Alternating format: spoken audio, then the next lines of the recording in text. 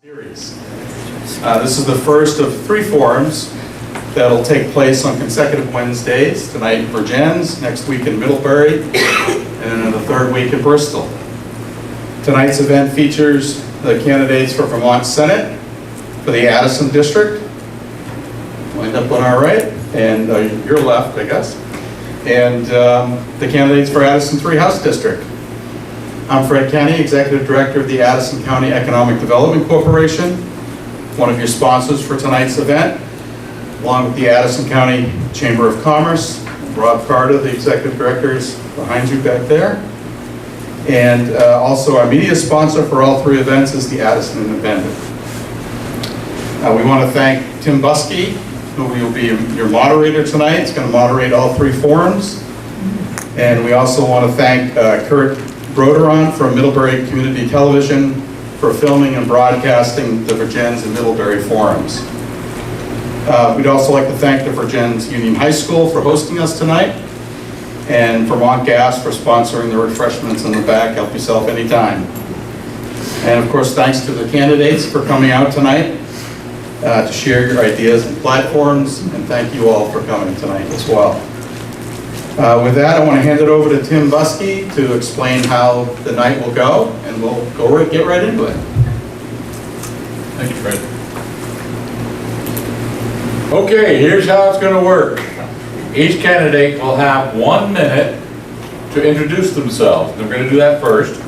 And then, while I've been talking, the staff has been putting together and counting the issue post-its that you folks put on the board in the back as identified by the audience, and we'll look at the top questions and the top 3 to 4 issues that we can get in tonight in the time allotted. Candidates will have 1 minute each to respond to the question. If time allows, we'll open up the floor for questions from the audience. Again, there'll be 1 minute responses. And we do have a timekeeper up front who will time the minutes and also hold up a stop sign, a red stop sign, so that it won't be rude of us to stop you, but we will stop you. As an added twist, each candidate has been given a card that they can use anytime, but only once, to give a 30-second rebuttal or response after another candidate gives their response. So they'll hold up their gold card, and I'll call on you to give your rebuttal. But once you've used that rebuttal card, you cannot use it again this evening. At around 7:40, each candidate will give a 1 minute closing statement. The Grange has lent us their traffic light. However, we haven't figured out yet how to work it. We'll get through that by the next meeting, I'm sure. And we want to thank them for being generous with that. They've used it, and we've used it in the legislative breakfast, something most of you will recognize. So we're going to strictly adhere to the time limits, and we're going to start with the 1 minute introduction with Marie Audette, who's running for the Senate from Addison County. Marie? Hi, I'm a dairy farmer, and if you ever travel 22A, you've seen my family farm. We're the one with the big wind turbine. We also do cow power, and I've hosted probably a lot of the children from Vergennes high school over the years, as well as all the universities and other schools that are around. It's been kind of fun to go into an age where people really care about how food is made and really like to come to the farm to see how things are done. You know, we've always been a very community-orientated family. We participate in school board, selectmen, we coach, firemen. My daughter-in-law's on the board of directors. For ACCoC, and she's also the executive director with Dinners with Love. I've participated in many boards, and South by Southwest I've been on a panel. I've really focused on how much food is wasted in this country and what we can do to waste less food and never get rid of it in a landfill and recycle it on our dairy farms and our nutrients, and I have to stop already. I should have practiced. Senator Bray. Good evening. My name is Chris Bray. It's a pleasure to be here with all of you. I'm one of your 2 state senators. I grew up in a family that instilled in me that one of the roles in your life is to give back to your community through service. And I've been engaged in community service since I was a kid. It's beginning as a teenager at our local hospital, in college as a counselor and rescue squad member. After when my kids entered public school, I became a reading and writing coach, then a soccer and baseball coach. And if you've ever seen me play baseball, I can assure you it was not based on skills. I went on to serve on fire and rescue squad, United Way board, and eventually on to the legislature, where I've served for a decade. Service for me is a way of life. I live with my family on an 82-acre farm in New Haven, and I have the challenge and privilege of arriving at the legislature a decade ago in the middle of our deepest recession since the Depression. And what it impressed me with is that we have an opportunity to rebuild a healthy economy that works with the environment, and that's what I focused on for the last decade. Peter Briggs. I'm Peter Briggs. I'm a lifelong resident of Addison County, a fourth-generation dairy farmer. I'm vice chair of the Addison Select Board, an active member of the State Guard, and a student of history and government. Over the last 8 years, I've observed an unsustainable pattern of state spending outpacing revenue growth often, along with a declining labor force, but steadily increasing taxes and fees, placing an ever-increasingly heavy burden on Vermont's working citizens. Sweeping state mandates covering vast areas of our lives include energy policy, healthcare, and education, which have been built on questionable assumptions, but quickly adopted by a legislature which has suffered from a lack of diversity in its perspective. Negative consequences have resulted in the loss of trust in the administration as well as the legislature. I'm running for my future and the future of Vermont's residents. I have the common sense, dedication, energy, and work ethic needed to make a positive difference in Montpelier. Archie Flower. Good evening. Before I begin, I'd like to thank the Addison County Chamber of Commerce and the Addison County Economic Development Corporation for hosting this event and inviting me to participate. My name is Archie Flower. I was born and raised in Middlebury, and I've lived my entire life in Addison County. I'm running for state senate to restore the proper relationship between government and the people. Montpelier has forgotten it should serve the people, as stated in Article 6 of our Constitution. Montpelier has forgotten Article 6 clearly explains government's only authority is derived from the people. Montpelier has forgotten its proper role as a protector of our individual, inalienable human rights. Being elected to the state senate is a position of public service and duty, not authority or rule. Vote for me and help remind Montpelier of these facts. Thank you. Ruth Hardy. Hi everybody, thank you for coming tonight. My name is Ruth Hardy and I'm running for state senate. I'm the working mom of 3 kids and I live in East Middlebury with my family. I grew up in a small town with 3 siblings, a barnyard full of animals, and working parents who often struggled to make ends meet, but always found a way to serve our community. I know that if we work hard and stay true to our values of public service, we can make sure everyone has the opportunity to thrive here in Addison County. I'm passionate about our schools. I served 3 terms on our local school boards and co-chaired the committee that created the Addison Central School District. I also love budgets.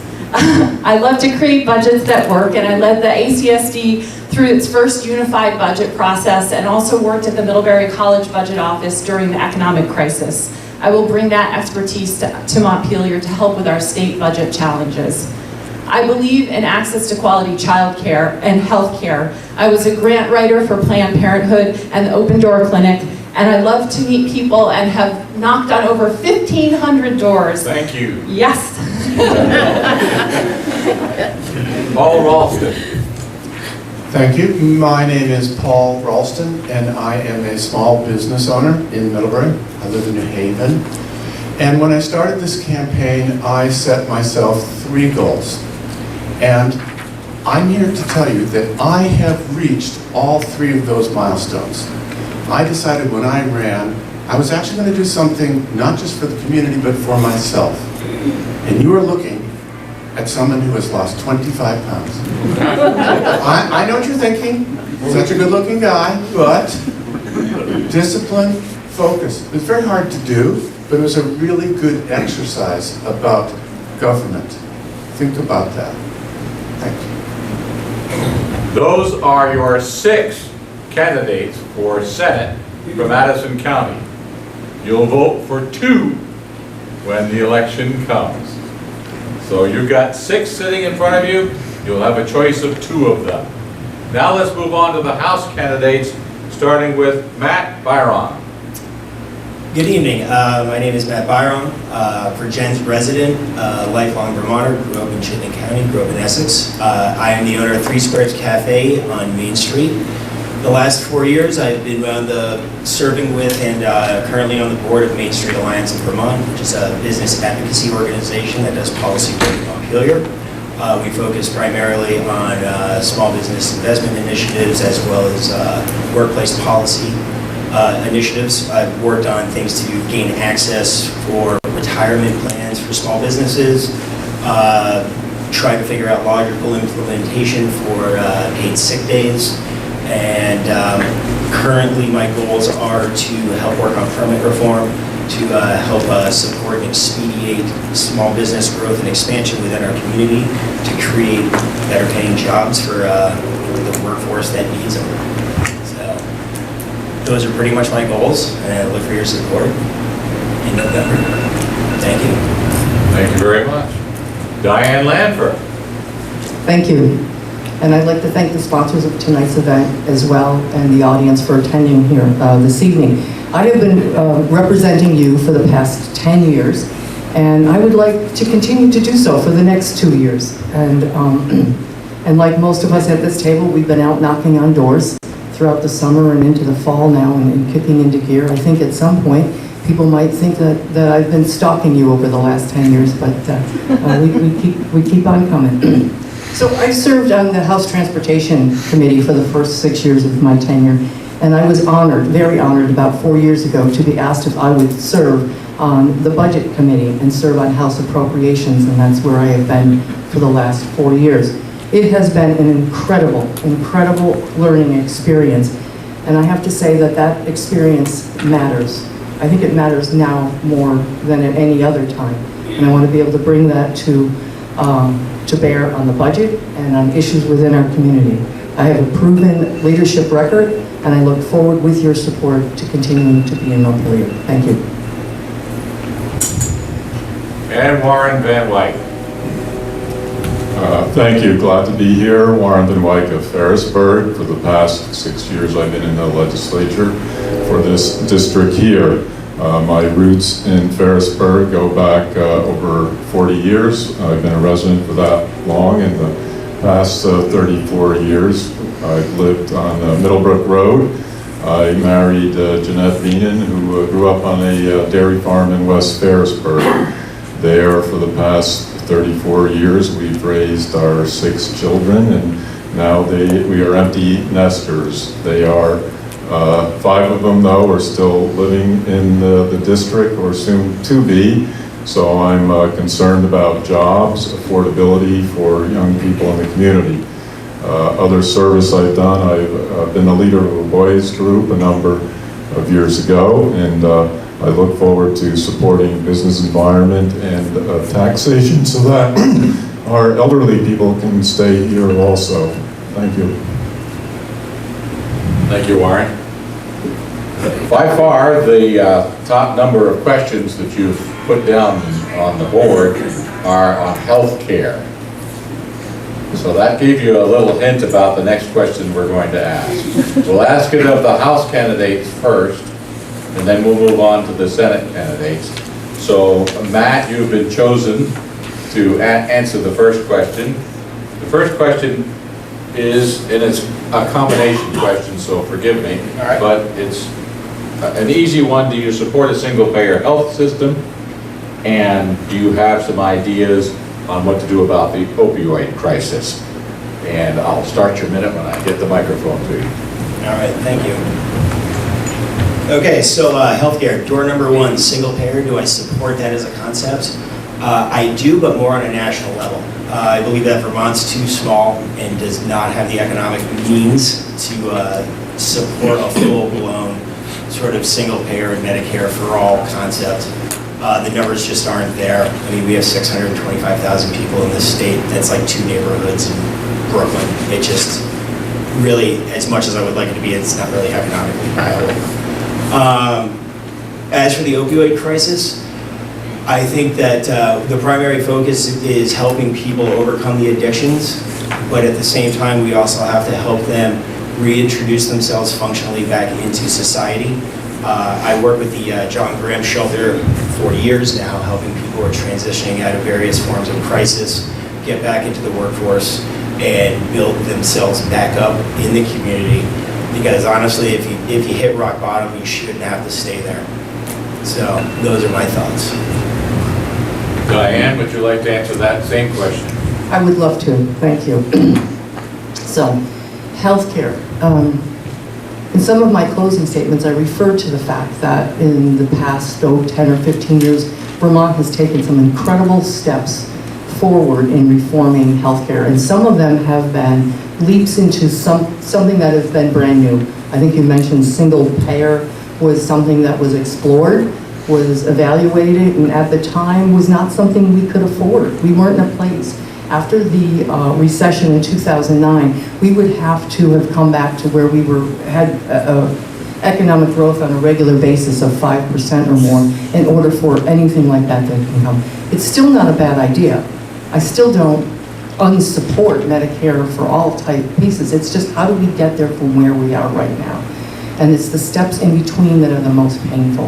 And if we can't get there in one giant leap, how do we assure that if we take 3 steps forward that we don't cause a backlash? But I'm very proud of the fact that Vermont has moved forward with our Green Mountain Care Board is doing an incredible, oops. You're All done. right, I'm done. All right, thank you. Warren, the same question, and again, just to repeat it for you, do you support a single-payer health system, and what can be done about the opioid crisis?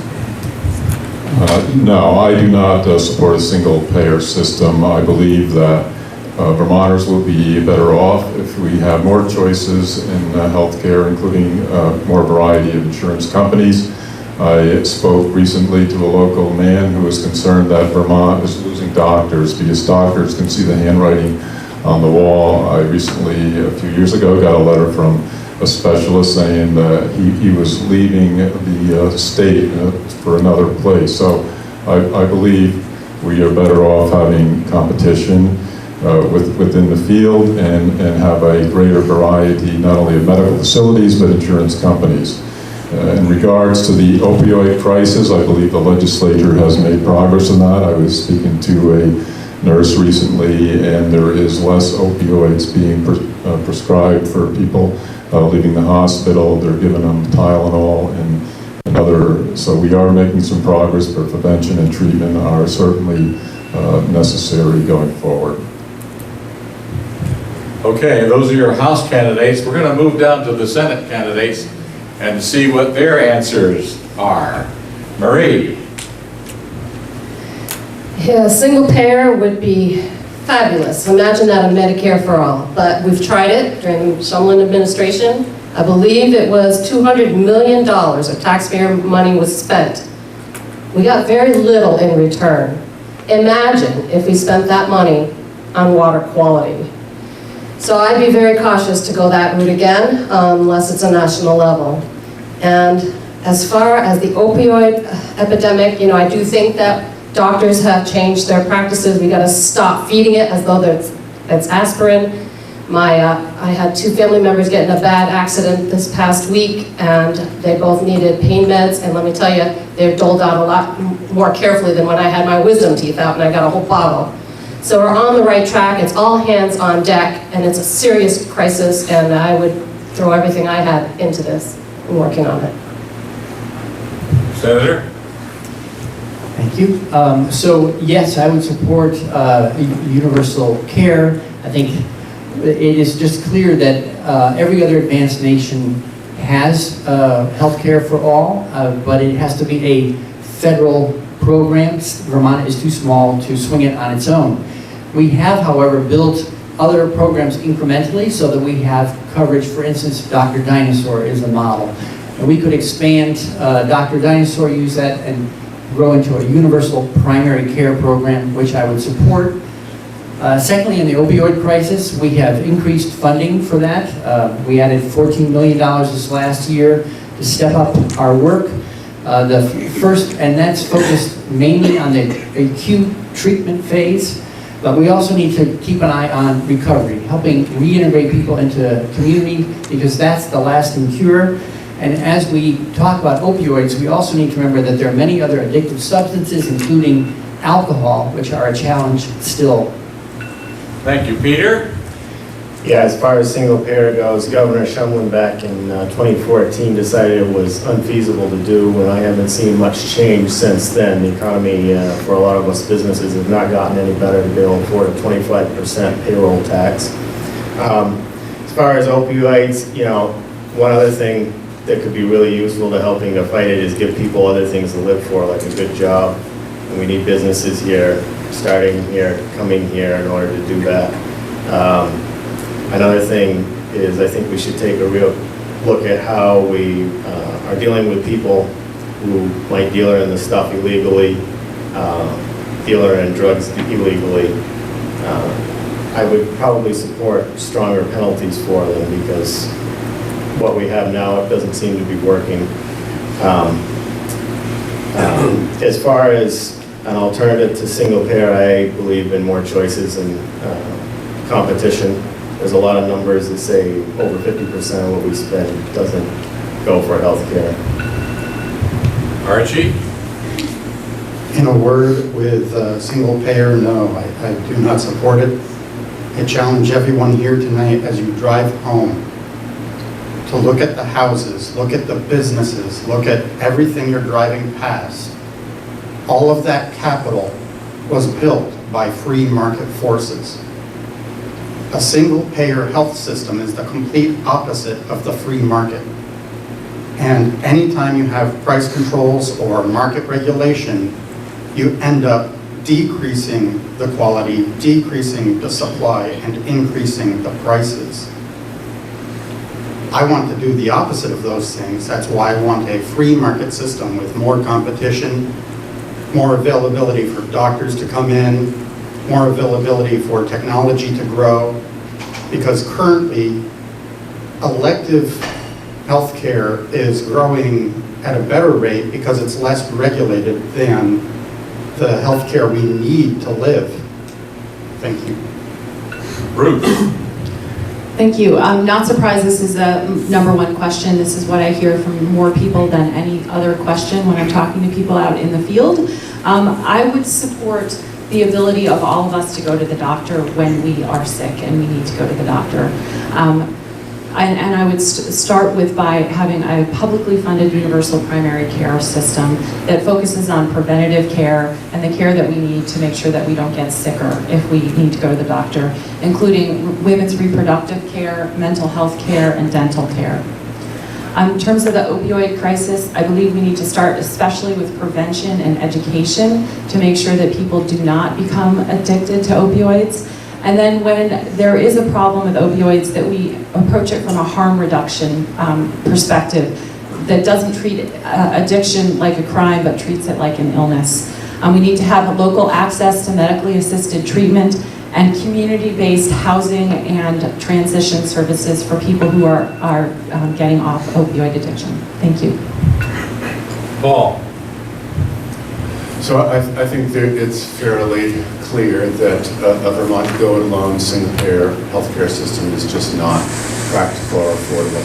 I was serving in the legislature when we attempted to do this, whatever it was, 6 years ago, and I'm embarrassed to say that we didn't pull the plug soon enough on it, and we did waste a lot of your money in the pursuit of that goal in the face of clear evidence that we couldn't do it alone in Vermont.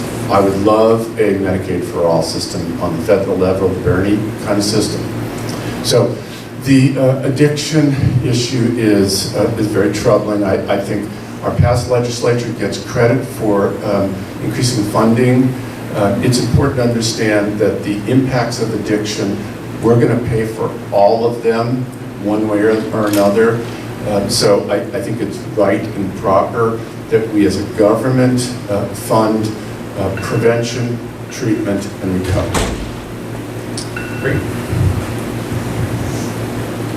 Thank you all for that. The healthcare issue did come up as number one in what you put on the little sheets in the back. So I'm going to ask another question on the healthcare issue, and that is, do you support negotiating a single statewide healthcare contract for teachers? And we'll start with Warren. Thank you.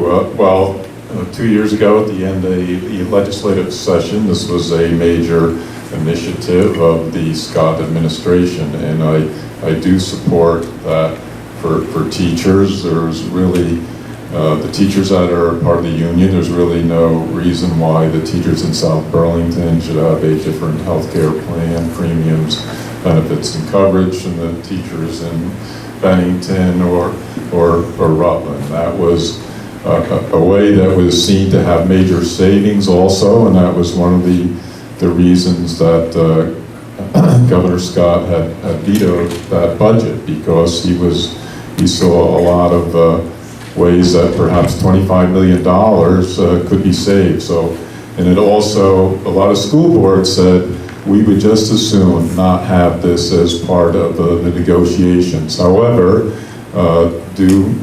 that did not go through, and now there's a different contract that teachers are actually unhappy with. I'm going to pass that to Diane. Thank you. I'm going to try my best to be on time. So, you're right. The conversation has come up and it's been back and forth. Would this save money? Would it work better for the system? Would the school boards be at advantage or disadvantage? Would the teachers be at advantage or disadvantage? And all of those things on bargaining rights, whether or not you want to separate. You're having two employers. I was very concerned about being at one time an employee in this building, of having one part of my relationship with the state and one with the governor. But I can honestly say, not only did we look at it, not only did I support it, but we voted it. It's a part of the budget this year. It went out.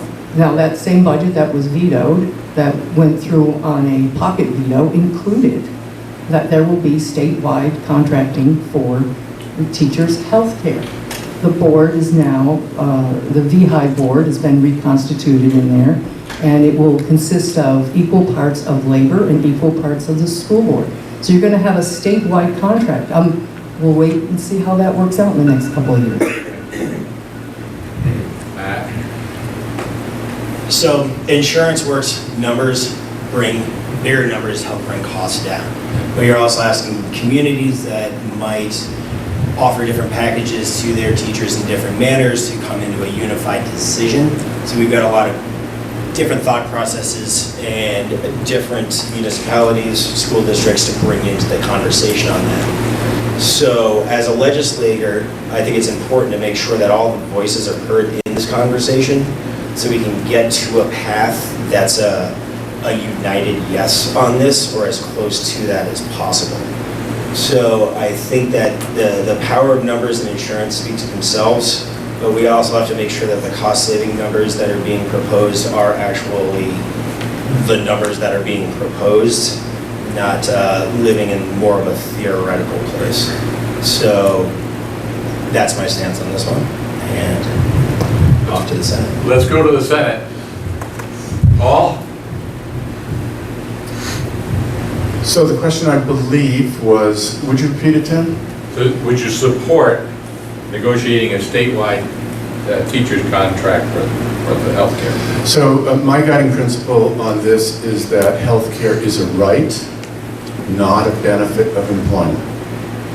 My fear is that by focusing on the teacher's contract, including health care coverage, we disadvantage many other employees who do not have the ability to bargain collectively. We should be focused on healthcare as a right, not as a benefit of employment. How we get there is a challenge for folks, not just in the legislature, but primarily for folks on school boards. Thank you, Ruth. So yes, I was actually a school board member and worked with teachers to create a fair and equitable contract for our teachers in ACSD. And so the first thing I would like to make sure is that that teachers retain the right to bargain a contract with their employer. As Representative Landfer said, this is part of the budget, a statewide teachers contract. And if I'm elected, I would watch closely to see how it plays out. There are still some details that need to be worked out, and to make sure that it is both a cost savings, that teachers have excellent health care, and that they retain the right to bargain collectively with the school boards. Thank you. Thank you, Archie. The centralization of educational control in Montpelier is something I would oppose if elected. I think that we need more local control, and that includes more homeschooling opportunities, possibly voucher systems, so that you can, anyone who wants to homeschool right now, they still have to pay tax. They should get some credit for homeschooling, I believe. So centralizing healthcare benefits is still going against that trend of localization, and so no, I would not support such a thing. Peter? Well, seeing as how it's passed, I wouldn't say that I support or not support it. At this point, I'm evaluating, or we'll watch and see how it goes. But seeing as how it's now a statewide contract, if teachers strike to get a better contract, it's going to be a statewide strike. And having seen how the countrywide strikes that the socialist governments of England suffered through the 70s that toppled a lot of governments, I'm not exactly sure that how well this is going to work out, but we'll wait and see. My guiding principle is, though, more that I prefer to see local control of education. So wherever possible, I'd much rather turn it back to the local communities instead of trying to run education at Montpelier level. None of us are smart enough to know what's best for all children. Chris? I serve on the Senate Education Committee and worked on this issue this past session. Happily enough, we saw parties that had competing points of view come together and come to an agreement, and that was to work for a statewide teachers healthcare contract, as well as to reconstitute the insurance board that oversees that, which had gone to lopsided representation that had shorted teachers on that board. So I think it's a promising start, but like any kind of legislation, it's a blueprint at this point.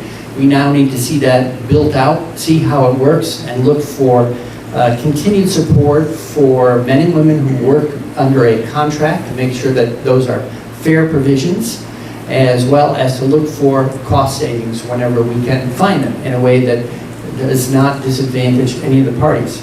So I think it's a promising start, and we need to work and evaluate. Marie? I'm happy to see that what the legislature came up with, with the statewide contracting. Whenever you make a bigger group, you can do better with the pricing. My husband was on school board for a number of years, and he was part of negotiating these teachers' contracts. And I remember working with him and thinking, this is a hard job for those of us to do. And maybe it would be better served with, if we put all the heads together and do the very best we can for our teachers. So no matter where you are in the state, you have the very best health care as if you're going to be teaching our children. Thank you, Marie. The next set of issues, the next most popular set of questions that you've given are on taxation. So we're going to move to the taxation issue, and what seems to be the most important thing is that don't forget that the legislature had an extra session during the legislative session last year, and it was all over taxation in the budget. So the question is, what are your ideas to reduce the state tax burden on Vermonters? And we're going to start with the Senate this time. We'll start with Paul. Thank you. So there is no more complex issue in Montpelier, no more complex bills that any legislator will work through than the budgets. And remember, budgets are a function of both revenue and expense. And so taxation is one side of that. That is how the state produces the revenue that it decides it needs to use. Vermont always produces a balanced budget. So how much money we need to raise depends on how much money we intend to spend. So I hope, if elected, to work on reprioritizing and refocusing our spending into these big issues that most, if not all, of Vermonters agree on. And I hope we can avoid new taxation. Ruth? Thank you. So one of my specialties is actually working on public budgets. I've done this for most of my life, including this local school budgets, but also I worked for the state of Wisconsin on the state budgets there. A public budget is a collective statement of our shared values. And that's what we need to start with when we're thinking about our state budgets. What do we want to accomplish as Vermonters, and what would we like our state government to accomplish? And when we take into consideration all of the things that we want to accomplish, then we talk about how much we can spend on those things and how much we can, how much revenue we can generate to support them.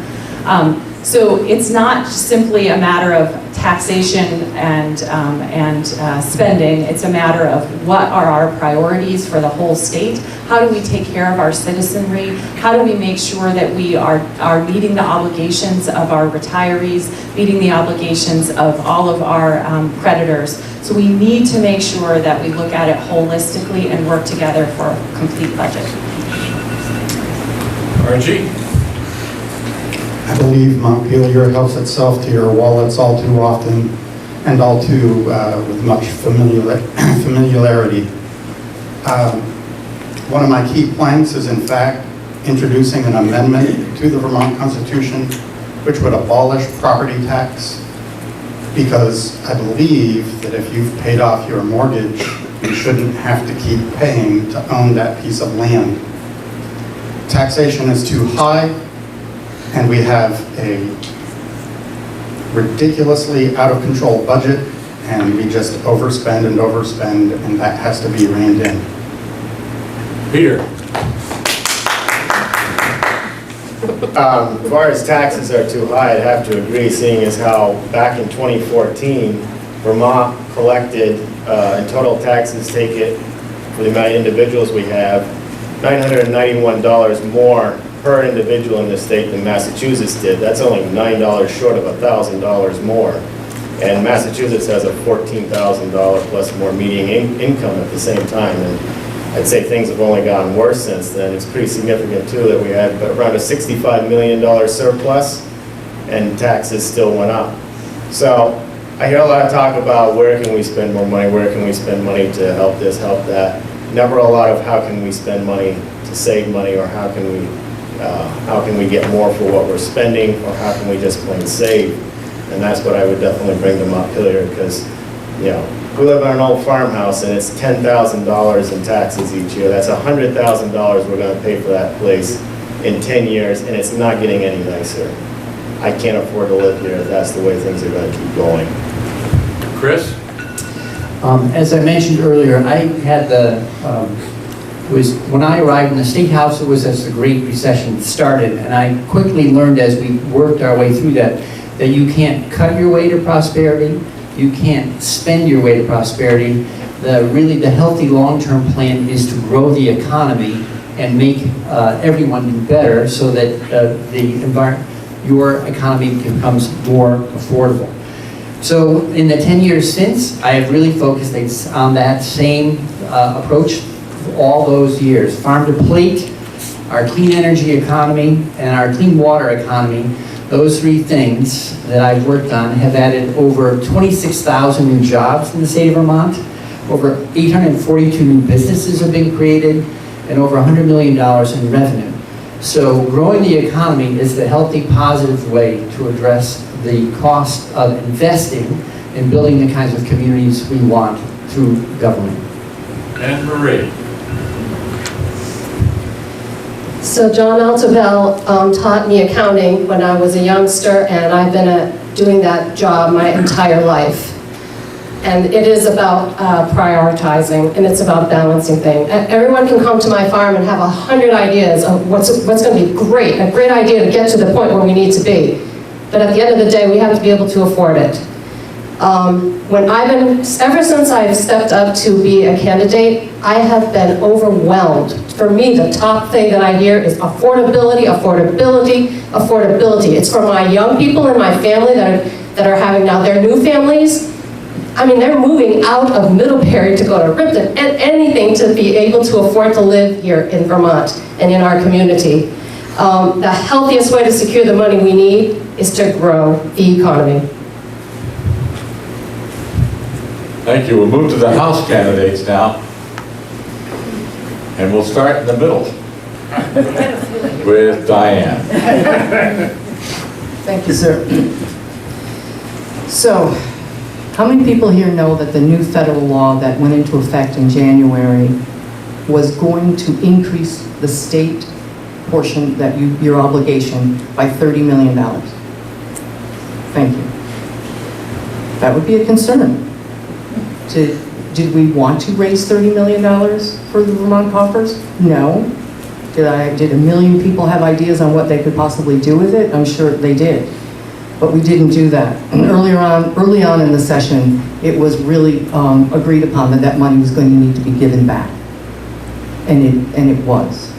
So I've got 30 seconds, and I'm going to tell you what we did do. And that, by the way, was also vetoed, not twice, 3 times, and lose count after a while, but we did succeed getting that $30 million back to you. We also collapsed the top 2 income brackets into one. We increased the standard deduction. We expanded the Vermont Earned Income Credit, so that's going to help people in lower income side. We exempted Social Security income. Thank you. Warren? Yes, thank you for mentioning Governor Scott's initiative about that $30 million that will go back to the taxpayers. What hasn't been mentioned here is that there's a number of funds within the government, and there was a $150 million surplus, and Governor Scott actually wanted to reduce the property burdens for farmers, business owners, and that's why he precipitated a veto. But in his veto was because he did not want to see educational, so-called non-residential, which means business and various other renters and other property owners see their taxes increase. And so it ended up, he vetoed it, but the majority kept on pushing back. And so because of that, instead of using this surplus money, there was a $34 million tax increase, which was unwarranted, and those are the sort of initiatives that Republicans support the governor with. And Matt? Thank you.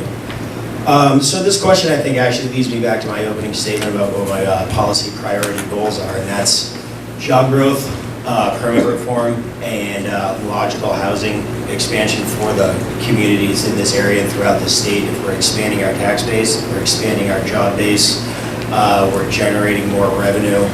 I'm not going to say the state spends too much money or pushes too much tax burden on people, because I'm a property owner and I'm a small business owner. I've got a lot of tax debt obligations that I hold up to. So what I will promise is, when evaluating spending, I will certainly hold a private sector mindset to how the money's being allocated, but we also need to focus on permit reform so we can expand our existing businesses where they want to grow and scale, and provide more housing for the workforce that's going to support those businesses as they grow. Okay, thank you. That's the second most important issue, and since it is so high on the list, there is a follow-up question that targets a portion of what the tax burden has been talked about, and that is cleanup of Lake Champlain. Who's going to pay for it? Senator Bray? Thank you for that. So, we are all going to pay for the cleanup of Lake Champlain. It is, we have a federal obligation under law to clean it up in the form of the Lake Champlain TMDL and the Clean Water Act. We have an obligation under Vermont law to clean up the waters of the state. And then I would say we have a moral obligation to clean up the waters of the state of Vermont. They are given to us for a brief tenureship. We are stewards of the natural environment, and I think we have to take care of that natural environment. It is all too easy to think of Vermont as a clean place, but there are, as we know from Bennington and other locations, toxic substances in people's drinking water and many other places. So there's a compelling need to act. The theme of the bill when we passed it was everybody in, and I proposed a bill that added everybody pays. That was basically a dime a week per parcel, and that fills the gap we need to fill. Thank you. Marie? 1 minute is not nearly enough. But I was at a Champlain Valley Farmer Coalition meeting, the farmers that are working on this problem every single day. And this part of the story is ignored. We are on track. We are changing our practices, and we are growing topsoil. And that was what the whole point of our meeting was. For 4 hours, a bunch of farmers and support staff, extension, soil agronomists are talking about this. We're measuring the increases in our carbon in our soil. And it's becoming a sponge, and we can adapt to the climate changes, and we are on our way. Agriculture, you know, is responsible for 40% of the phosphorus that got into the lake. The part of the story you haven't been told is that we are going to clean up 60% of it, because we get the biggest bang for the buck. The investments in our agricultural lands and our working lands will end up cleaning 60% of the phosphorus in the lake, and we are on track to get there. Thank you, Marie. Peter?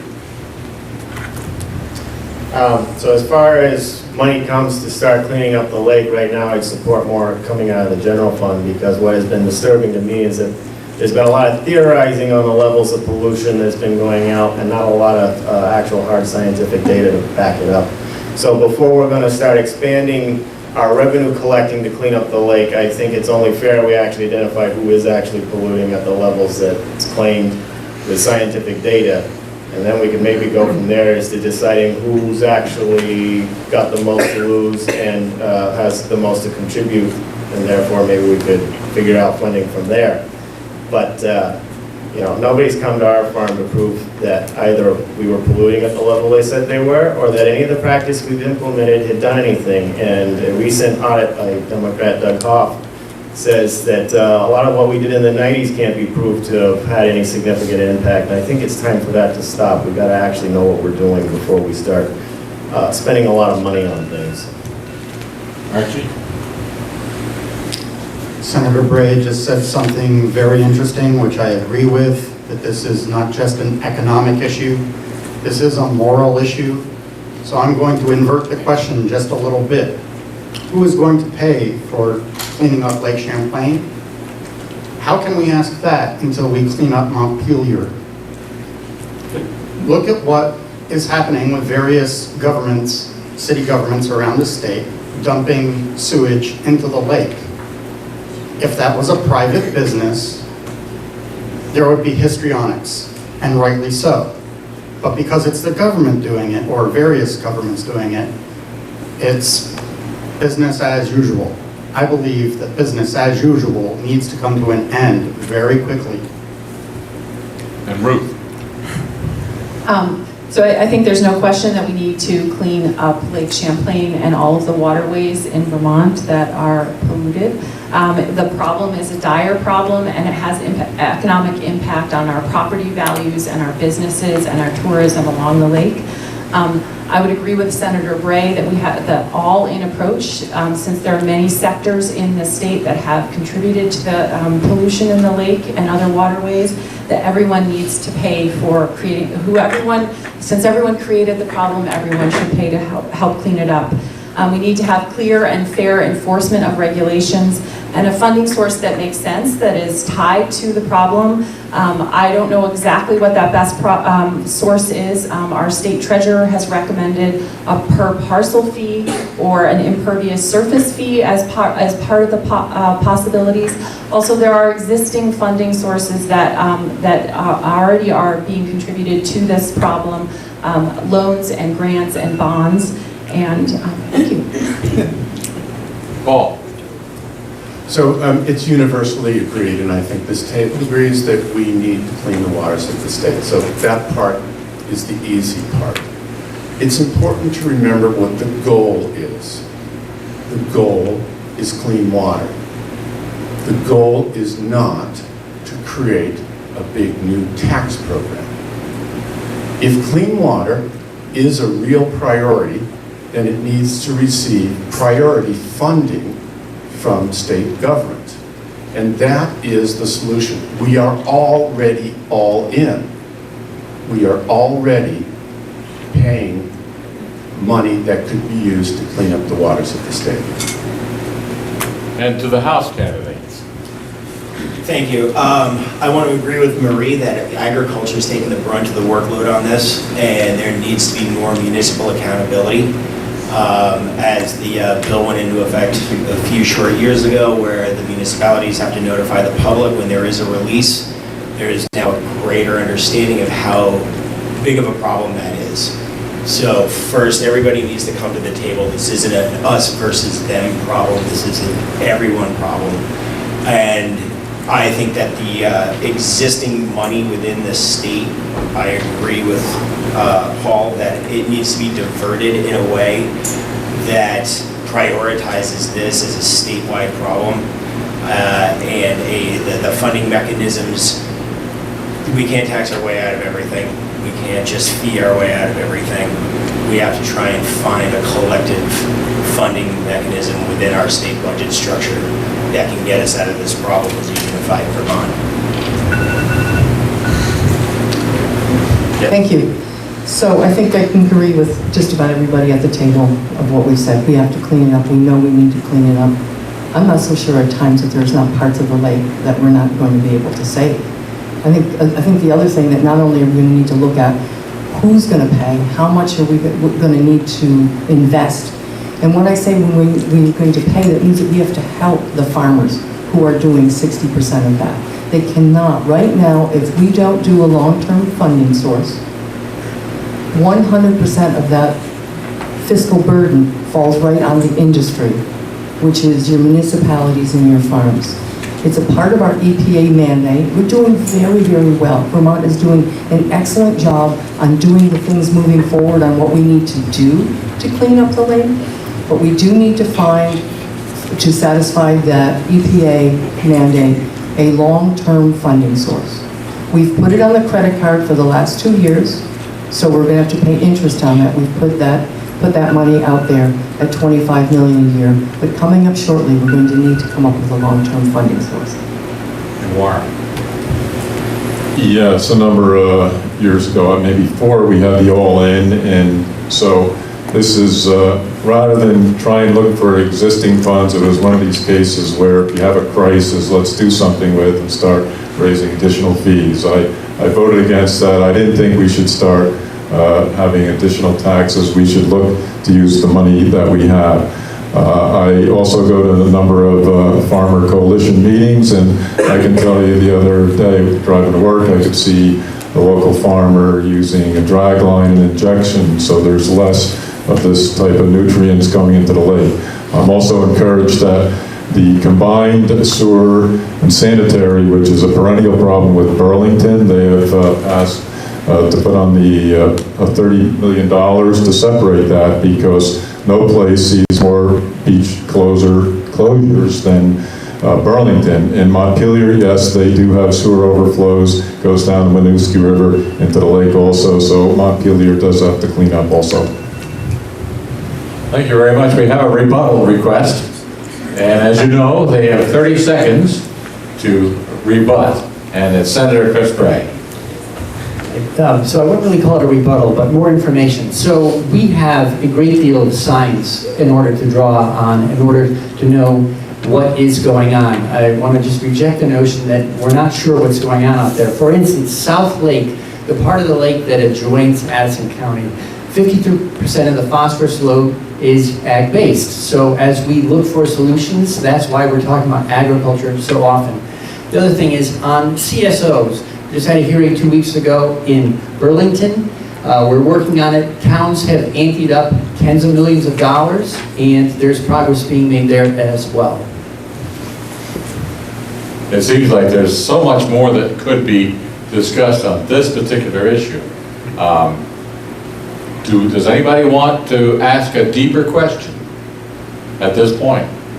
Jude, go ahead, ask a deeper question, and we'll go right to that. My question with the lake is, what can we do about our neighbor across the lake who does nasty things in the lake all the time? International paper. Okay, she's referring to international paper, and let's go to Matt first. All right, international paper. Unfortunately, I don't know enough about what their input to the lake is to understand an adequate answer to that. I mean, we would have to work with New York State government to understand that. I believe that actually Lake Champlain divides 2 EPA zones. So you're actually dealing with 2 different regional offices at the federal level on cleanup. So that's an awesome question. I wish I could give you more information. And to a Senate candidate, we'll go all the way down to Marie. I also am not an expert, but I do know that Vermont accounts for the majority of the nutrients that are polluting the lake. So we do bear the brunt of the burden of cleaning it up. That being said, you know, what we can control is what we do here in Vermont. And I think, as I said before, we are on the right track. And, you know, this week in the Addison Independent, you will be able to hear more than a minute worth from each of the candidates on water quality. So I encourage you to find that. And we also encourage you all to stay after and speak directly to the candidates. Ruth, what can we do about New York? Yeah, I guess I would agree with both Matt and Marie that I do believe it's under, they have their own agreement, New York has their own agreement with the EPA, and so I would assume that international paper would be under that agreement.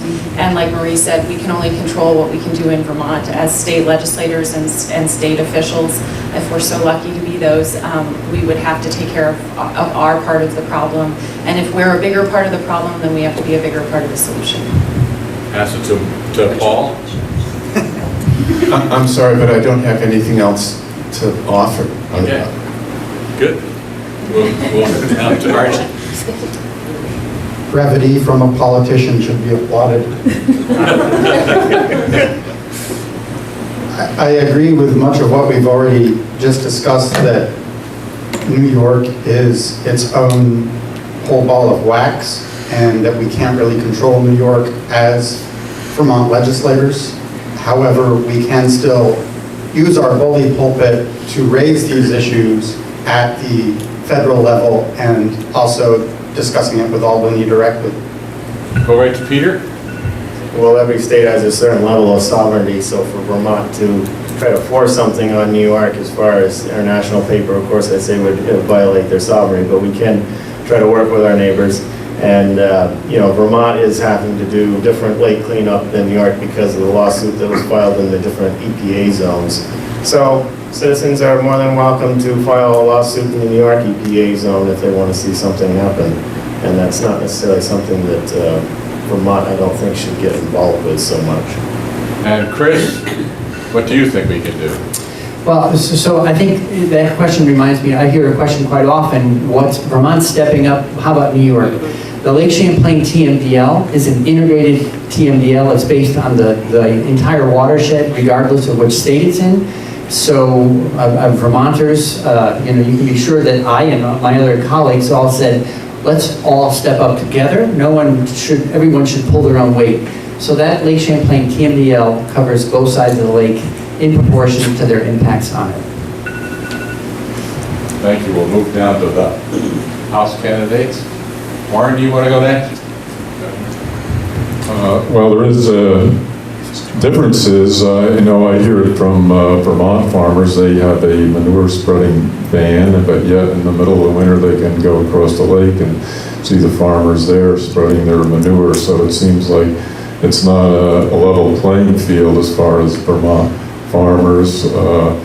As it was mentioned, there's two EPA districts. I'm not aware of what exactly International Paper is putting into the lake, but it smells a lot better than it used to. Diane. Thank you. I'm not aware of what, I'm sure that the paper industry has put out pollution that I'm not so sure it's addressed in phosphorus only, so that's the part I don't know. But that brings up a very good point, that what's going into our lake and going into the cleanup efforts for the lake goes way beyond just phosphorus issues. The mandate under the EPA is for phosphorus reduction. It's to reduce it 30% over the next, to bring it down to 30% over the next 20 years. We have pharmaceuticals, we have septic that you mentioned. All right, I'll stop talking. Thank you. Okay, we're going to change subjects again, so get ready. The next one down on the list. Should we just stand up and have a quick stretch? We're halfway through. Would you like to have a stretch? Okay. Stand and have a stretch. Here we go. Paul, do you want to lead us?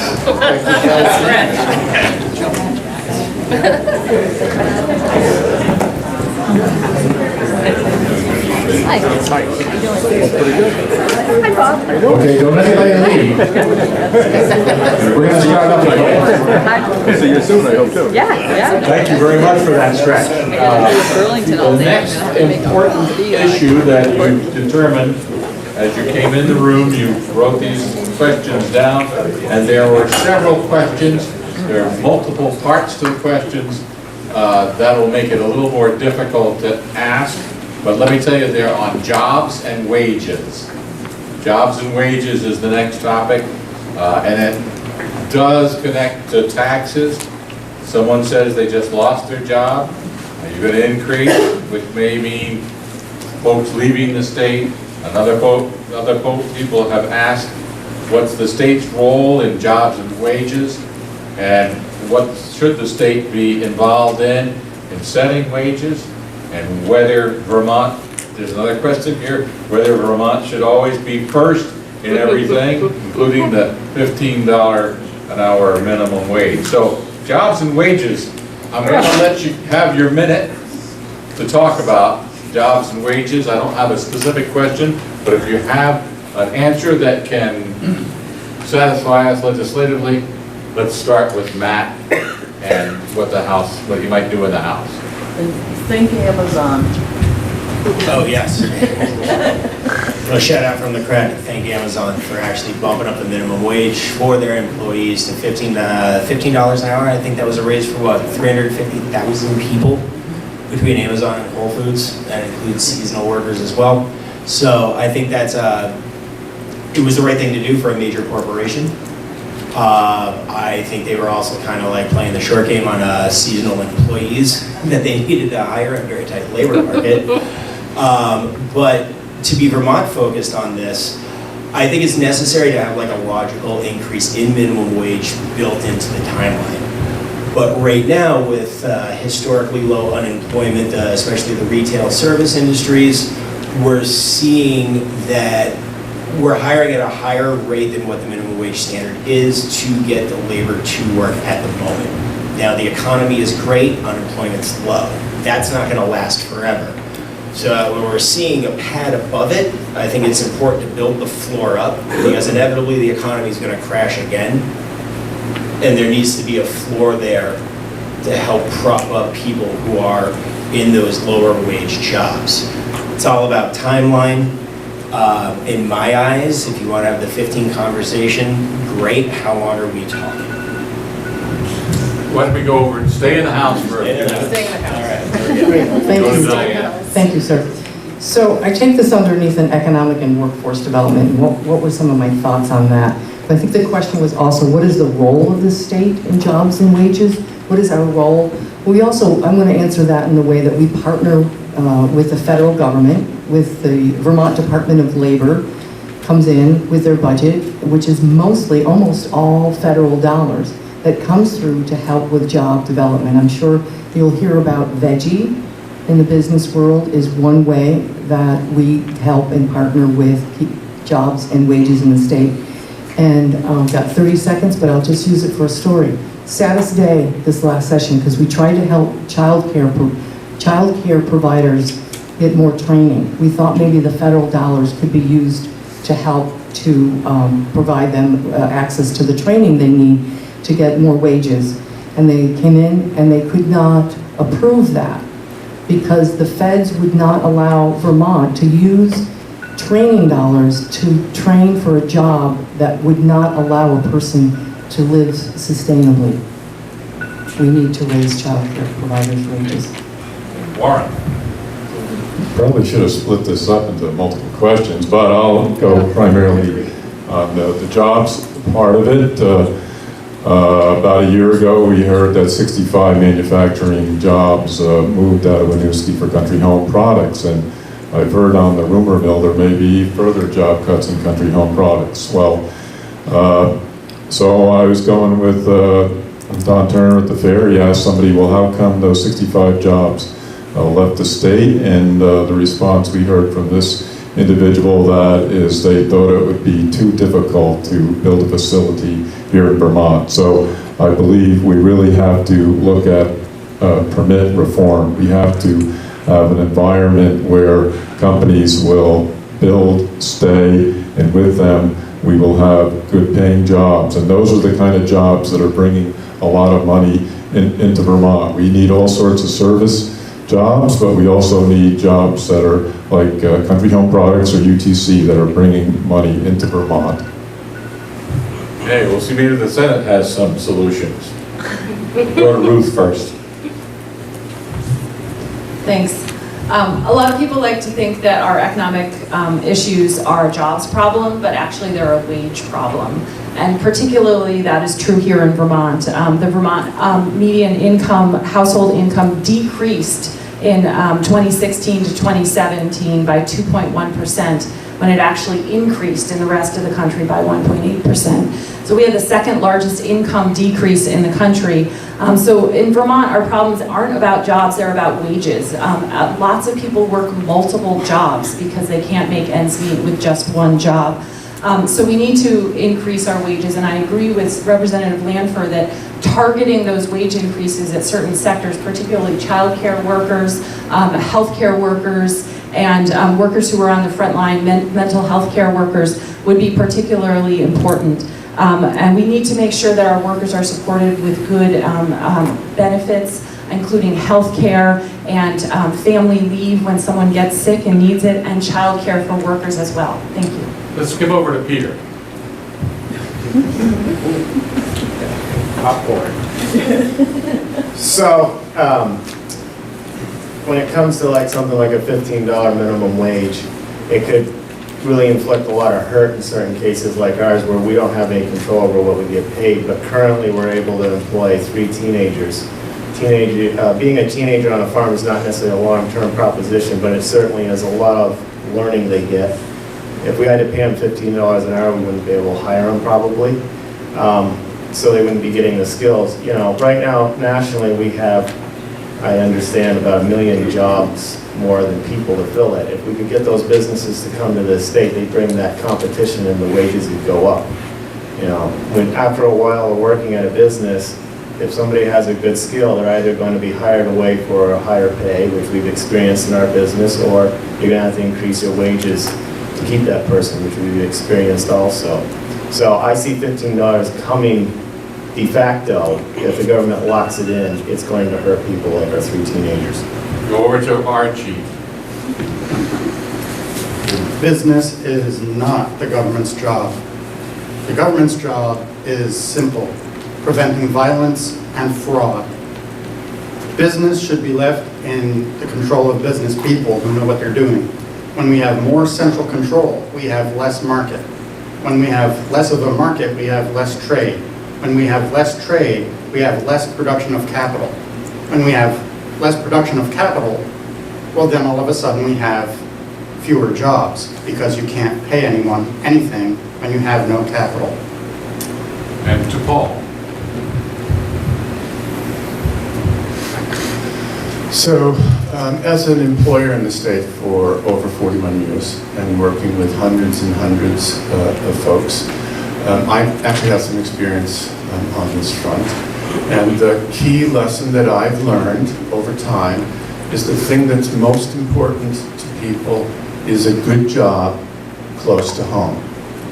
There's three parts to that. One part is the job, one part is the housing that they can afford, and one part is the transportation that it takes to go between the house and the job. So there are things that government can do in all three of those areas. The only thing I've disagreed with Ruth so far is it's not a wage issue, it's a skills issue. There are good jobs available. We lack people with the necessary skills to fill those jobs. And the housing, we know, is an important and critical factor in someone's affordability.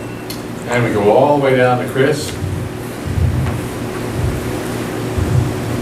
Thank you. So, as I've mentioned before, I arrived during the crash of 08, 07, and so I have been focused on the jobs issue since getting there. I'll just talk about two programs. This is not theoretical. We do know how to do this.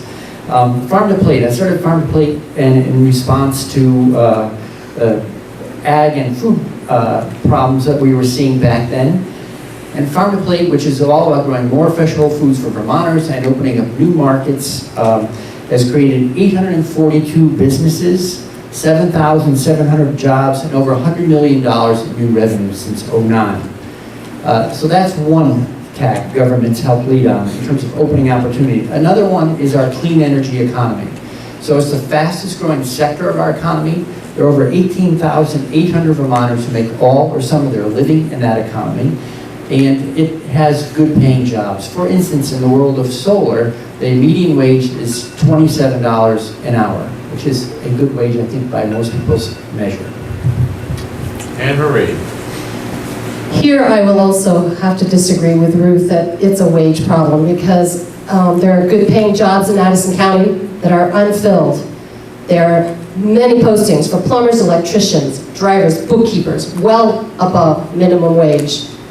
Over $15 an hour, they're remaining open. We have to work with our career centers to build these basic skills to fill these jobs.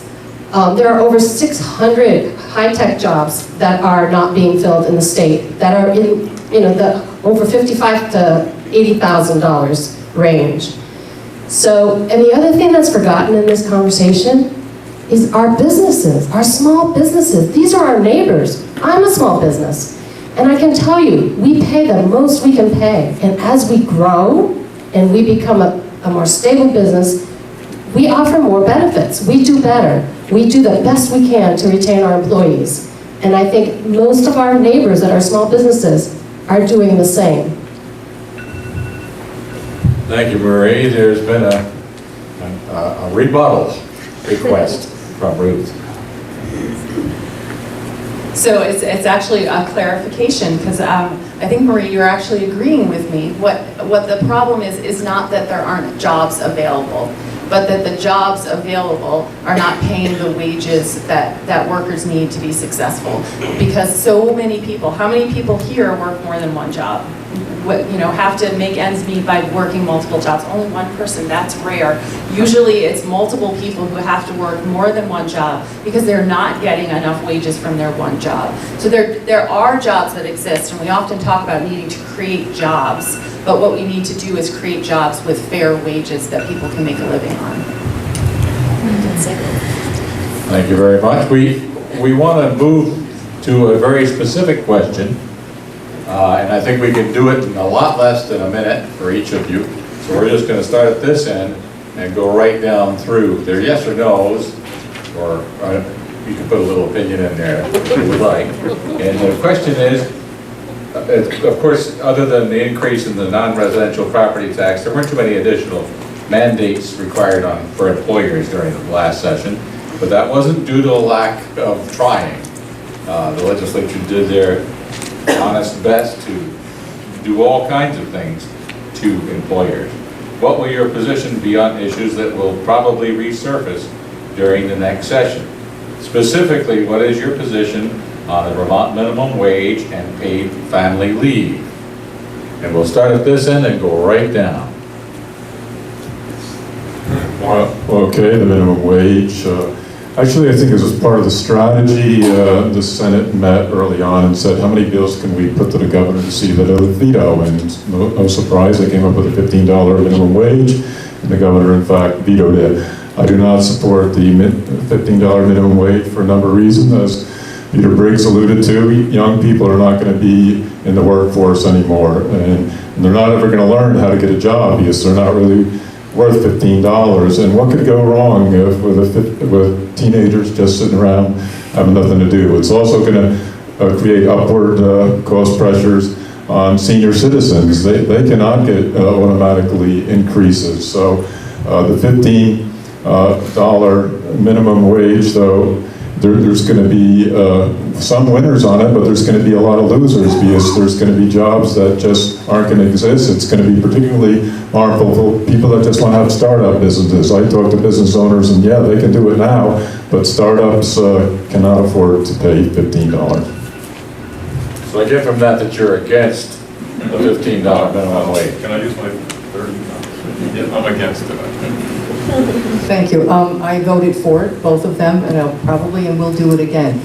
The minimum wage needed to be refined. We had a summer study that worked on it. I also chair the Vermont Child Poverty Council as well, and that was an issue, or looking at the minimum wage and paid family leave is something that helps families. Our families in Vermont are extraordinarily overstressed. But in the end, the $15 isn't until 2024, and someone may correct that if I got the date wrong, which actually translates into today's dollars of $12.10 an hour. I was not comfortable with the giant jump, but I do and am comfortable with the roll out at what we voted for. And I'll look forward to voting for it again.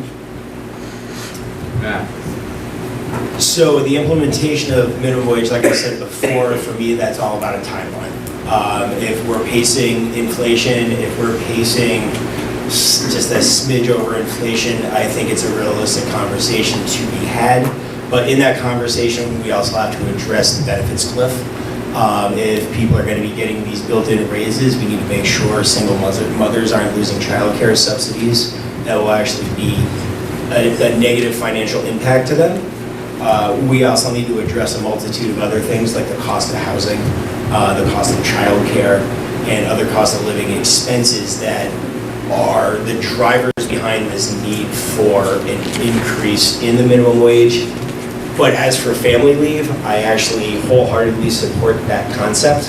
I think that's an amazing benefit that touches on the largest portion of Vermonters possible as far as a workplace initiative is concerned. And to the Senate candidates, starting with Paul. I'm impressed with Matt. I think so far he's really nailed it. These questions sound like you could make them simply yes or no, but they aren't. A responsible legislator will look and see what the issues are that are in front of them. The paid family leave is just a really good example. Is it a public system? Is it a private system? Is it mandatory? Is it voluntary?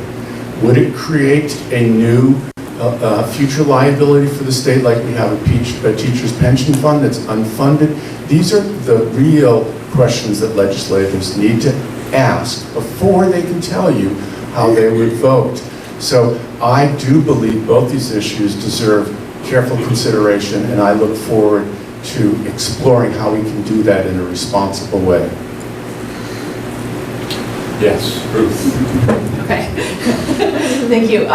So I would support a rollout of the $15 minimum wage. I'm interested to see the report that Representative Lanford referred to I think that we need to get there eventually. I also am cognizant that it is harder for certain smaller businesses, so the rollout sounds like a good plan to me. I think a targeted effort at certain sectors like childcare workers and healthcare workers could be beneficial. I am absolutely in support of paid family leave. When we have a family member who is sick, or when we have a new baby or an adopted baby in the family, we need to make sure that our families can take care of each other. We need to be able to take care of our seniors. We need to take care of our new children. This is a crucial thing for the health and welfare of families in Vermont.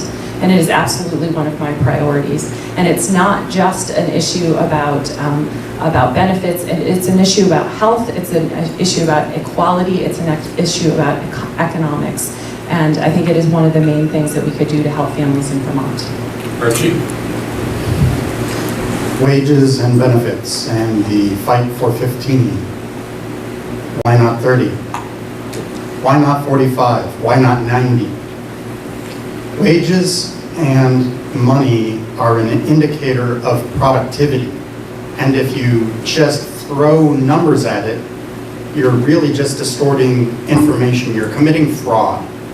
And this kind of fraud destroys economies. We saw that in 2008. We're seeing it in Venezuela right now. They're basically printing funny money. World of Warcraft in-game gold is worth more than the Venezuelan currency. That's kind of insane. So I say, let's not commit fraud. Let's leave the market alone. Peter? As far as $15 and paid family leave go, no, I don't support it because I don't believe it's Montpelier's job to put unions out of business. They're fully capable of negotiating this, especially right now. They have a lot of leverage. They can negotiate collectively with their employer for a better package, and I'd leave it up to the employees. I think it should be kept flexible so that they can do what's best for them. Chris? I do support both the $15 minimum wage and paid family leave, and here's why. The Joint Fiscal Office, a nonpartisan budget group in Montpelier, has carefully studied the potential impacts of building to a $15 minimum wage. And one thing that it's presented is always a cliff. The proposal that was passed actually built to a $15 minimum wage by 2024. So it was a ramped in growth over time. And we've seen in past previous minimum wage increases that when you ramp them in over time, businesses can accommodate them. There's a lot of data to show that the positive impacts far outweigh any kind of job displacement by having boosted the wage. I would just second what Ruth has said in terms of how critical it is that families be able to take care of one another. I've been on jobs where people have had to leave work to leave because a child is sick, and they lose wages for the rest of the day. So we need to have a way that you can take care of one another without losing money. And Marie? Again, that all sounds so good, and as an employer, I think we all try to do our best, and we do it. We can't forget that these employers are us. They're your friends, they're your neighbors. How about a healthy economy, healthy business atmosphere? You know, I think maybe we need to balance the conversation out in Montpelier with more business-minded folks and bring this back up to folks around there. You know, it's pretty easy if you never sign a paycheck to make all these assertions and do another study. There's so many studies that are being done. But maybe we need some real people with the boots on the ground that can contribute to the conversation in Montpelier. I thought it would be simple, but it turned out that everybody wanted their time. So, in an effort to make sure that all of your questions that have been burning and you've written down get asked, I'm going to ask if there are questions on this subject or another subject that we haven't yet covered from the audience. Is there somebody who would like it? I see a gentleman in the back, all the way in the back with the yellow shirt. Would you give us your question? Thank you. I just submitted a question by sticking note there too. I'm Raymond Ranger Painter. Pleasure to meet you. I live here in Virgins.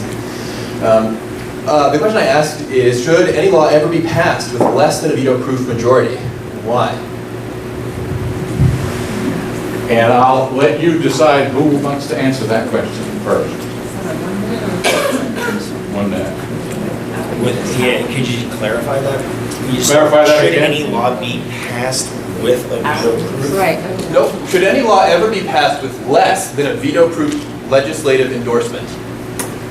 And why? So you're saying like, Less than a veto So proof. this one's an easy one because we have a document called the Vermont Constitution and the majority rules. It's not the supermajority. So this one's a very easy question. Perhaps, can I make one more comment just before we talk about that? Because it's not an obvious question. I understand the system of government we have. The comment that needs to precede that question is that this is a rule of the majority, by the majority, and for the majority, right?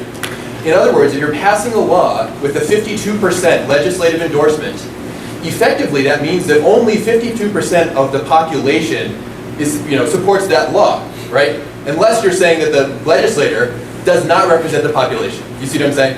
So therefore, what I'm interested in hearing from you is, do you want to force a law down 48% of the population's throat, or do you think it's more important to, right? Or do you think it's more important to first go through the persuasion? Your time is up now as well. So, and then pass Somebody it on want with to the say that? Diane? Sure. Having been there and witnessed votes that were 173 to 1, 114 to 2, those are very strong numbers. That if anybody, you've got pretty much a veto proof of that.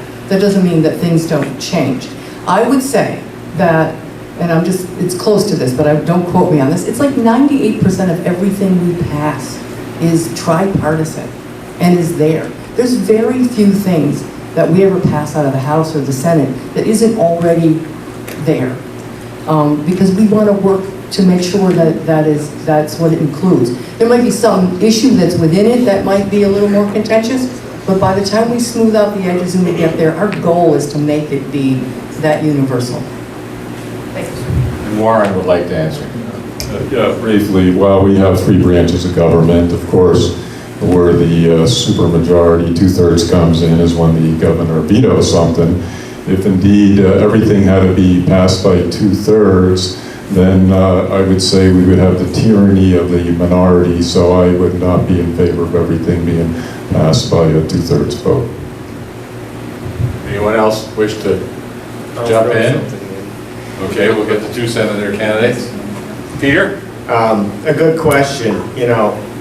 That's why our Constitution is passed and ratified by a supermajority, is to protect the rights of minorities and make it harder for the majority to infringe upon them. And then when it comes to day-to-day stuff, well, yeah, you got to keep government moving on a little bit. And it's a good question, but at the end of the day, if you're going to get something done, there probably is, there's going to be a lot of losers when it comes to something that's controversial too. So, but I think the current form is enough check and balance to keep things the way it should be. And Chris? Sure, I'll throw it in again, referencing the Constitution. So since 1777, we've had this document that is, the more you work with it, the more you live with it, the more I appreciate it, how well crafted it is. We were an independent republic for 14 years, then on we go to becoming the 14th state. So we've had hundreds of 237 years, I think, 238 years of work with that form, and it works really well. I think underneath it too, there's an anxiety about how are things rammed through. So probably the most difficult and contentious bill of all is the budget. This year in the legislature, in the Senate, twice we passed the budget unanimously. So that was from the most conservative Republican to the most progressive, and the Democrats all thrown in. And to me, we have a process that often brings us together. We craft things and come up with, a supermajority whenever we're doing unanimous votes. That didn't mean it didn't get vetoed. Okay. Archie, I thought you might want to answer. So it seems to me that regardless of the particular numbers of the majority, whether it's 52% or whether it's 75% or 90%, the rights, the inalienable, equal human rights of the individual will always trump every vote. You cannot take anyone's rights away by vote. It is completely immoral and entirely antithetical to what this nation and what this state was founded upon. Anyone else? Okay, we're gonna ask for one more question. And there's no, you're close, so I'll go over to you. One more question? This is an easy one. Yes or no on the carbon tax? The state imposed carbon tax. Okay, yes or no on the carbon tax? No. This is one of those, yes or no, it's not possible. There's always nuance in the question. So over time, we are going to need to price carbon because there are costs to having a carbon-powered economy in terms of public health impacts, social and environmental impacts. Right now, when the price of carbon does not include the negative costs associated with using it. So in order to run a rational market, you want the price of something to reflect its full impacts. Over time, I believe we will see a price on carbon because it will create a more rational, more transparent, and healthier economy. Peter? No, there's better ways to reduce carbon. Absolutely not. Again, I don't think this is a yes or no question. I think this is a much more complicated question, and I would agree with Senator Bray that this is something that we need to take a strong look at to make sure that we are understanding the impact of carbon and what it's doing to our environment and to the health of Vermonters and people around the world. So I don't know enough right now about it to know what the solution is, but I would like to learn more and keep an open mind. No. As a state policy, no. I wish I could be that sure. We're going to get some information back on what it looked like to put a price on decarbonization. Not a carbon tax, but what does it look like? And from there, something may develop. But right now, there is nothing. There is no carbon tax proposal or bill. There's some people that like to talk about it a lot. But there is going to be some discussions around what comes back from the decarbonization. So I will wait and look at that. I can almost, if it works for Vermonters, then I could do it. If it doesn't, I won't do it. Well, you weren't really specific. Actually, there is already carbon taxes. We already pay quite a bit on our motor fuel, and actually all our fuel oil and propane has excise taxes in it. So your question might have been better, do you want to see it raise 80 or 90 cents a gallon, et cetera, et cetera. And you said as the goal, there's many proposals been out there. The latest one was floated as the ACECoC plan, and it turns out, no, I am not for it, and all these plans end up being very regressive. They hurt the rural population that have to commute the most and benefit more of the larger metropolitan areas, which those people actually promoted the most. Most of the carbon tax proposals come out of Chittenden County, the people from Burlington, but it'd be very detrimental to the rural economy. And I'm going to run out the clock. And we have a rebuttal request from Ray Audette.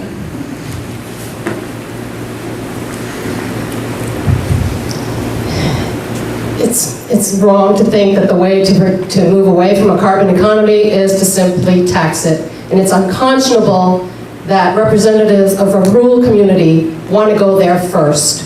Because what happens when the price of fuel goes up? People don't go where they need to go. I was just at a Hunger Free Vermont meeting, and sometimes families may have $5 left. Are they going to spend it on fuel? Are they going to spend it on food? I was on the Climate Action Commission, and we have a lot of recommendations that maybe you would like to read, because none of them include a carbon tax, and it gets us to where we need to be for a carbon-free future. Thank you. That was some very good questions. And I'm glad it was a yes or no, because otherwise we would have taken a lot longer. We're almost to the end. Have about a minute or so to spare, so I'll take one more question from the audience. I'll take it from this side since I took it from the other side before. Let me just go right up here and let you ask your question. Thank you. I would just like to point out that the minimum wage has gone up every year for what, the past 4 years or 5 years, and now it's tied to inflation, so it's already increasing. So increasing to $15 an hour is going to do nothing but drive businesses that are considering opening to New Hampshire, or Massachusetts, or New York, or out of the Northeast entirely, and completely destroy, especially if coupled with a carbon tax, the Vermont business economy. No one will want to move here or grow here. And do you have a question? Yes. What are your thoughts on that? Okay, we thoroughly looked at that Yeah, I think so. $15 minimum wage, but would anyone like, I'm going to leave it up to you. So, I'm on an advisory committee with Shaq Smith, and I asked him that very question about it being attached to the inflationary adjustment, and it's actually attached to, there's the different indexes it can be tied to, and it's actually attached to one of the worst indexes possible.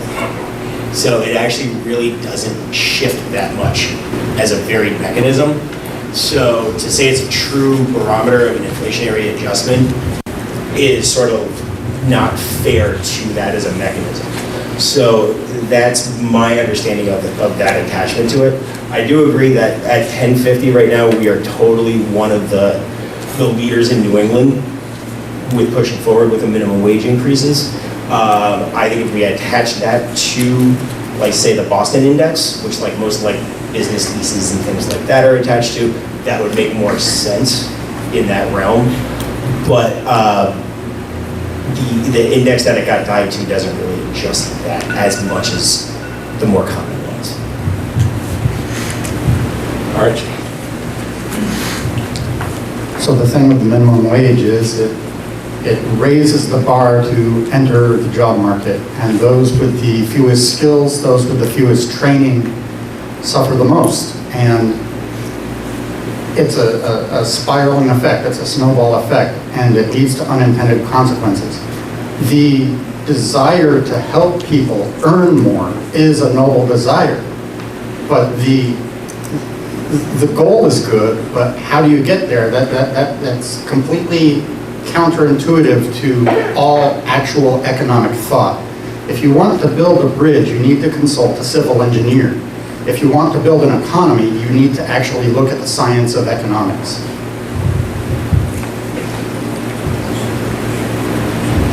Did you have your hand up? Yeah. Okay. All right. Well, I started talking about this earlier. There's also was for the $15 minimum wage, the legislature's economists weighed in on it. Tom Cavett consults, and a number of things he said. It would hurt businesses, it would cut jobs, it would increase prices, people would have reduced hours, and it would hurt Vermonters receiving state assistance. So even the numbers from the economists for the legislature says all these things would be negative about this. New Hampshire currently has $7.25, the federal minimum wage, and these kind of bills, I often say, are economic development bills for New Hampshire, because if you go on the Connecticut River Valley, you will see that businesses are thriving in New Hampshire, and it's almost a ghost town in many places like that. So it's one of these cases where people from Chittenden County think, yes, let's do it, but it really doesn't work for the rest of the state. Did you want to answer? Okay, Diane. Thank you. You sparked a memory there, because Tom was in our committee, and I do remember hearing this. So we get the advice and consent of the experts and the economists that come in to say, what will happen if we did X? And we let them do their work and come back and advise us. Now, part of that same conversation of us, we were concerned there's some negative effects. We also learned in that same breath, he testified, when the question of whether or not the United States should do away with child labor was seen as a negative economic effect. And it brought many negative economic trends to do away with child labor. But we still did it. It was the right thing to do, and it was moral. So sometimes the question isn't, we have to weigh it against sometimes the negative and then what might be in the better good. Anybody else want to try that question, or can we move on? Okay, we'll move on. We've got a time now for each candidate to do a 1-minute wrap-up of your thoughts and what you'd like to get across to the voters in Addison County and especially in this Addison 3 district. So we'll give you a second to think about that, what you're going to say, and while you're doing that, I just want to remind folks to thank the good folks of the Addison County Economic Development Corporation and the Addison County Chamber of Commerce for sponsoring our effort tonight. The Addison Independent was our media sponsor. Vermont Gas provided the food, and Middlebury Community TV, of course, is here with us today. And we remind you that you're a very lucky group in that you have access to your legislators on a regular weekly basis during the legislative session at the legislative breakfasts that occur throughout the legislative session. They are every Monday morning. There's a breakfast included that you can purchase. In some cases, it's a free breakfast, and you get a chance to find out what's going on in the Vermont legislature, and that's real democracy in action. And we live in a very special place where all of these folks are accessible. They're not up on a pedestal, they're accessible to us. We can ask them questions directly, and I hope you take advantage of that before you go tonight. So, starting at this end of the table and going all the way down, we'll give you a 1-minute opportunity to close. Warren? Okay, well, thank you for hosting this and for your attention. Governor Scott has laid out some of his main priorities, the affordability of Vermont, jobs, and protecting the vulnerable, and I believe I supported that, and I believe I'm the only candidate up there who has the governor's full endorsement, and I would like to continue to serve another 2 years.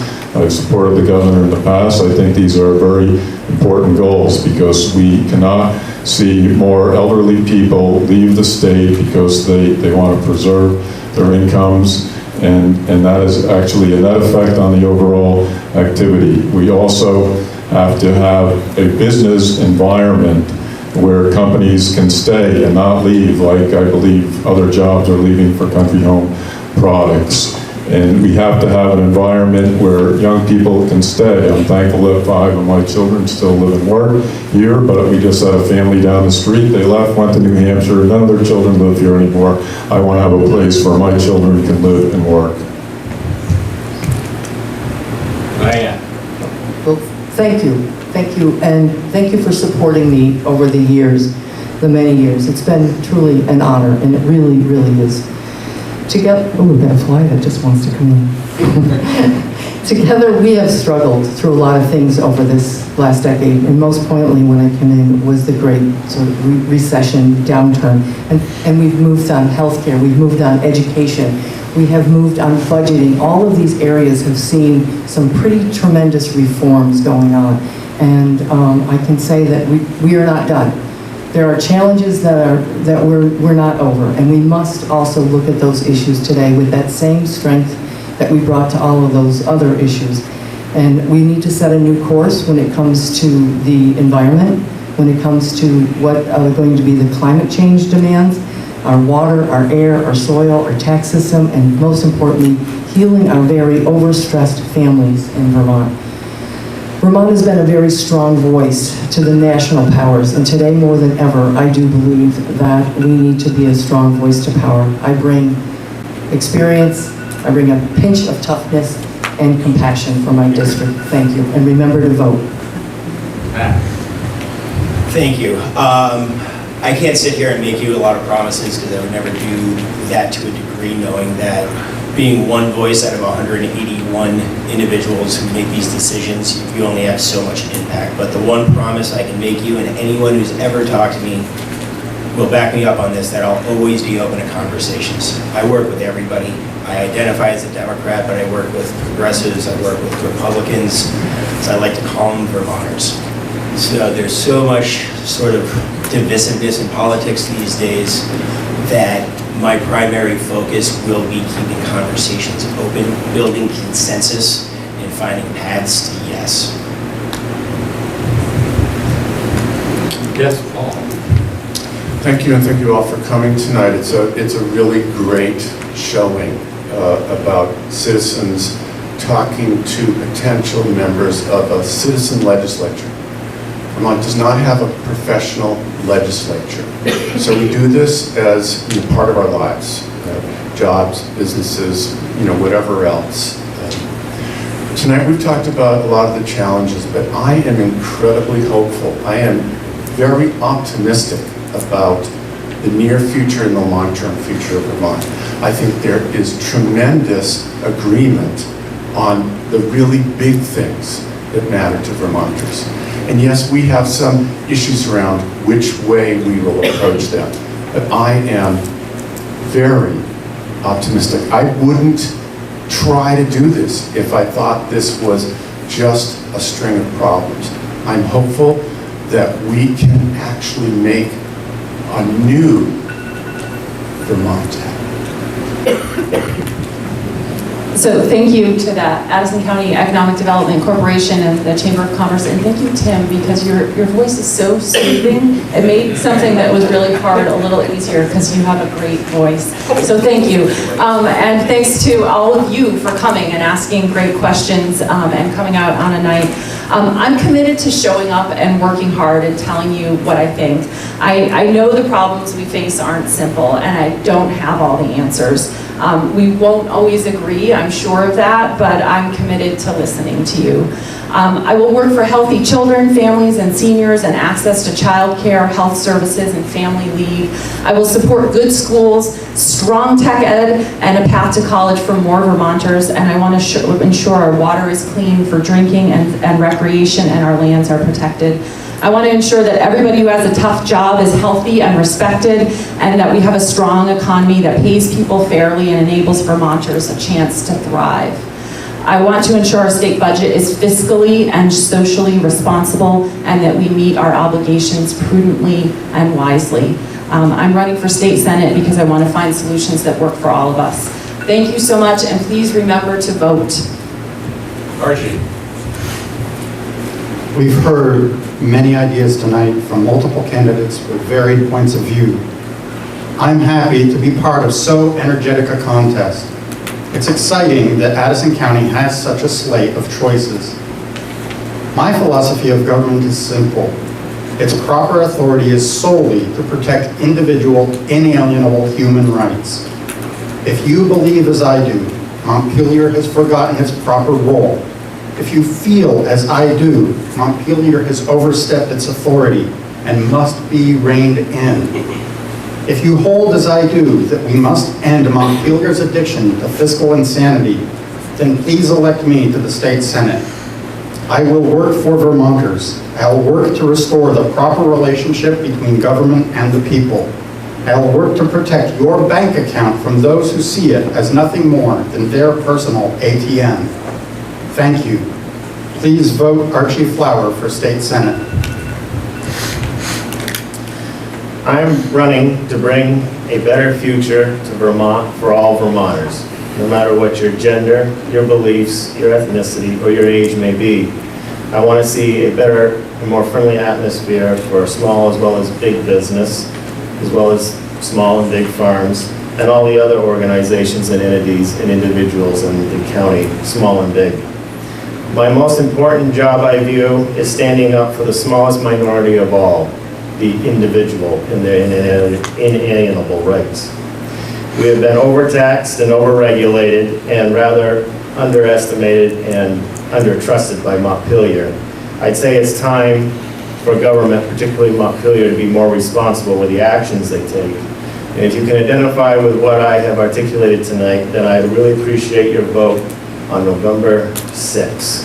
Thank you. Thank you to the hosts and the citizens of Addison County who have elected me, and also everyone who's here tonight and those who are going to be watching. And also thank you to my fellow candidates. It's been great to hear what everyone has to say. In my time in office, I've literally had tens of thousands of communications with all of you. Some in person, some on the phone, some by email. I appreciate each and every one of those conversations because I have learned a great deal about issues, about the way you think and feel about them, and what we're doing well in Vermont and not so well. If you want to represent people, you need to know what's on their minds, and that is why I've put so much effort into staying in touch. Year in and year out, working year-round as your legislature, not just during the session alone. I know that we all want a stronger economy, and not just any economy, but one that plays to our unique strengths here in Addison County. That's why I've spent a decade working on Farm to Plate, rebuilding and expanding our food economy. And I would appreciate your support to go back, because we have much more work to do. I was motivated to run to offer folks a choice. If you want someone who is a regular citizen, who is well-versed in renewable energy, who is continually reducing a carbon footprint within our own businesses, on the farms and in our greater community, I'm just a choice. And I'm proud to do and listen to you folks. That's why I love being an independent. I am free to work with both parties to best represent the people of Addison District. I want to, to maybe energize and bring some new skills or some new thoughts to the table in Montpelier. And I would certainly appreciate hearing more from you. Okay, well, thank you very much.